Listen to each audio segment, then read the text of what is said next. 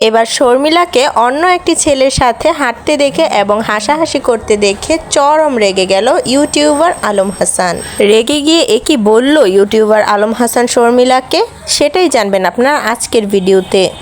আলম হাসান মোহনাকে পার্লারের মেয়ে বলায় এবং মোহনাকে খারাপ বলায় এবং সে নাকি আরও অনেকজনের সাথে সম্পর্কে জড়িত এই ধরনের মেয়ে বলায় মোহনাও রেগে গিয়েছিল এবং আলম হাসানের নামে বিভিন্ন ধরনের উল্টাপাল্টা মন্তব্য করেছে। তবে শর্মিলাকে বর্তমানে এই ধরনের মেয়েদের সাথে না চলার হুমকি দিল।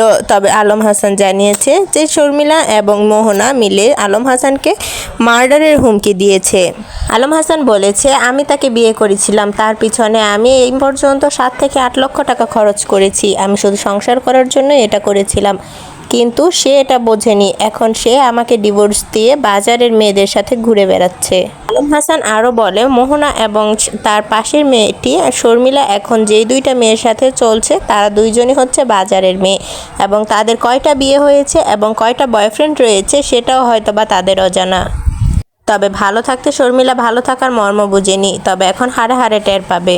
সত্যিই কি তবে শর্মিলা বেইমানি করেছে আলম হাসানের সাথে? হ্যাঁ দর্শক, এই পর্যন্ত আপনারা যতগুলো শর্মিলার লাইভ এবং আলম হাসানের লাইভ ভিডিও দেখেছেন তার মধ্যে হয়তো বা আলম হাসান আগে একটি বিয়ে করেছিল সেটা প্রকাশ্যে আছে, যার কারণে মানুষ আলম হাসানকে খারাপ মনে করেছে। কিন্তু আমার মনে হয় শর্মিলা শুধুমাত্র ভাইরাল হওয়ার জন্য এবং বিভিন্ন ধরনের মন্তব্যে শর্মিলাই হচ্ছে আলম হাসানের লাইফে এসেছিল এবং বেইমানিটা শর্মিলাই করেছে।